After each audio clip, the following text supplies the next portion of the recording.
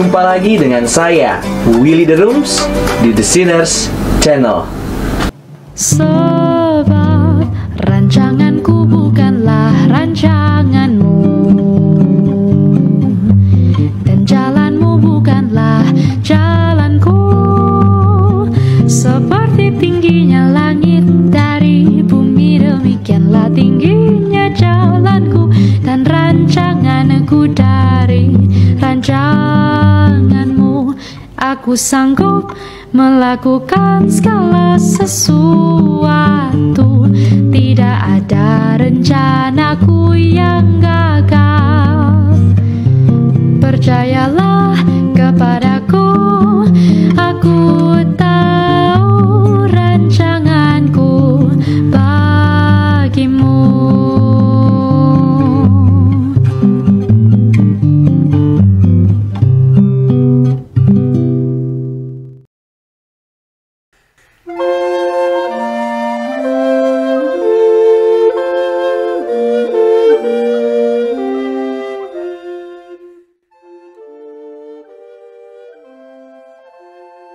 Salah satu pertanyaan paling penting ketika seseorang mengamati pergeseran dalam perkembangan Calvinisme adalah kesetiaan para teolog selanjutnya kepada Calvin dalam mengembangkan pemikiran mereka.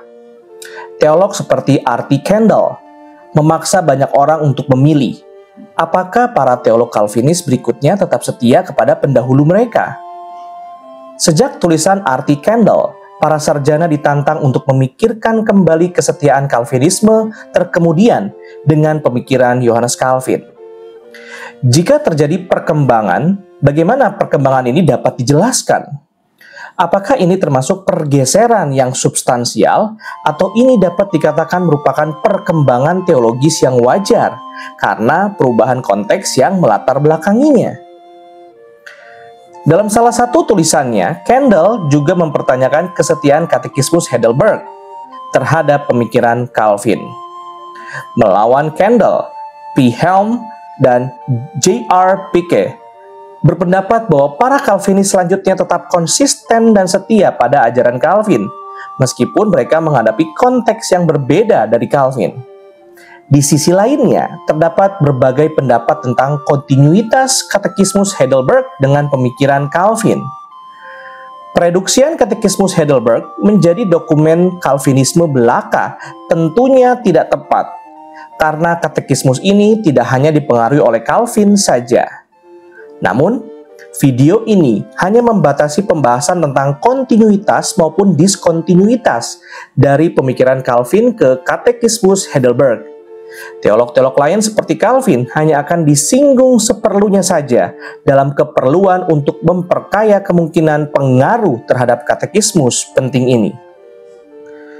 Dengan demikian, video ini bertujuan untuk membahas kontinuitas dan diskontinuitas dari Calvin ke Katekismus Heidelberg.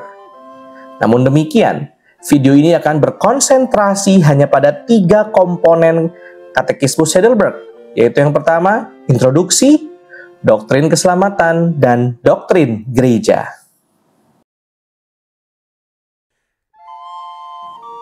Dalam introduksi strukturalnya, Katekismus Heidelberg sudah menunjukkan keunikannya pada pertanyaan pertamanya. Pertanyaan pertama, apakah satu-satunya penghiburanmu saat hidup dan mati? Jawaban, bahwa aku, tubuh dan jiwaku dalam hidup dan mati bukan milikku sendiri, tetapi milik Juru Selamatku yang setia, Yesus Kristus. Dia telah melunasi semua dosaku dengan darahnya yang mahal dan menebus aku dari semua kuasa iblis.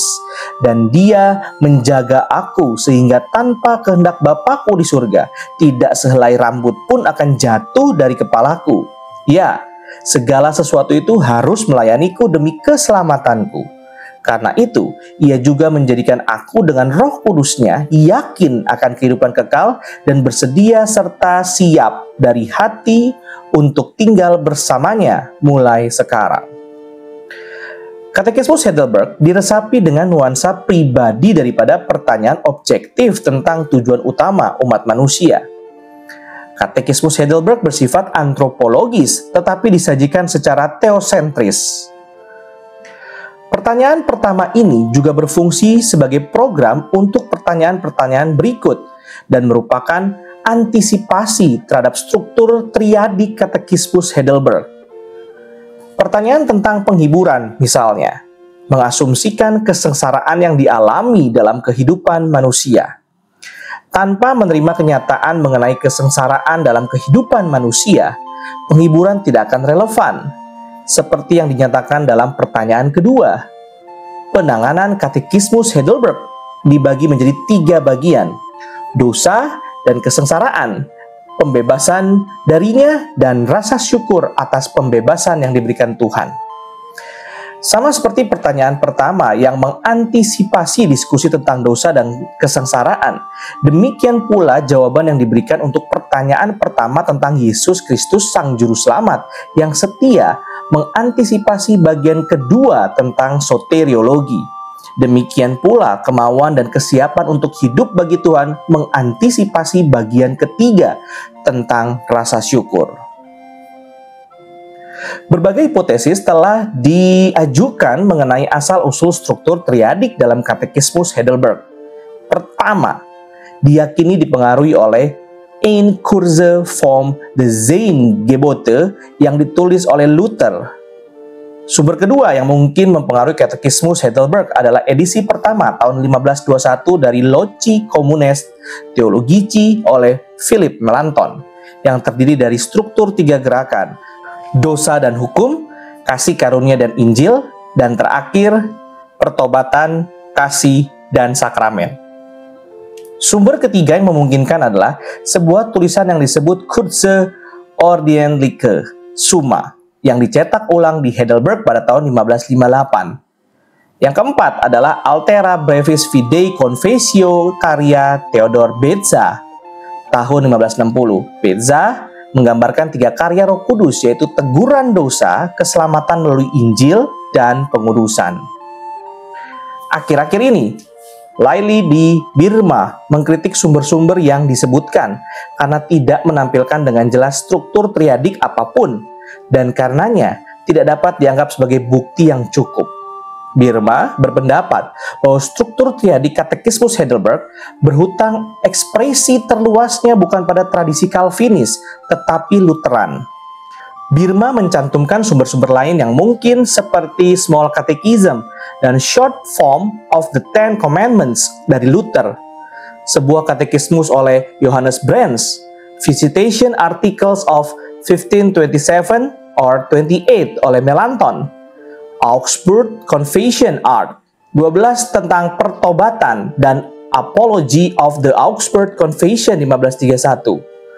Posisi Birma selanjutnya mencerminkan sedikit modifikasi dari kesimpulan sebelumnya bahwa seseorang tidak dapat memaksakan penggunaan label pada katekismus Heidelberg karena the intent of the catechism was to overcome the very division that such labels represent. Selain hipotesis tersebut, struktur triadik ini juga mengakomodasi pemahaman Luther dan Calvin. Istilah penghiburan menggemakan pergumulan Luther untuk mendapatkan kepastian terhadap keselamatan yang kemudian diwarisi oleh tradisi Lutheran. Selain Luther, Melanchthon juga menjadikan konsep penghiburan ini menjadi salah satu tema besar dalam tulisannya, khususnya dalam 2 karyanya yang terkait dengan gerakan reformasi di Palatina. Birma telah menunjukkan sejumlah teks yang memiliki kemiripan luar biasa dengan tema penghiburan di katekismus Heidelberg.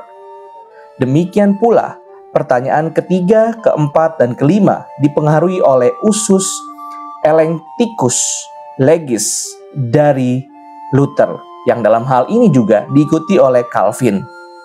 Di sisi lain, katekismus Heidelberg juga mengambil dari Calvin dengan bagian ketiga tentang rasa syukur yang ditempatkan setelah bagian kedua tentang soteriologi. Calvin mengajarkan tentang usus theologicus in renatis dalam Institutio-nya.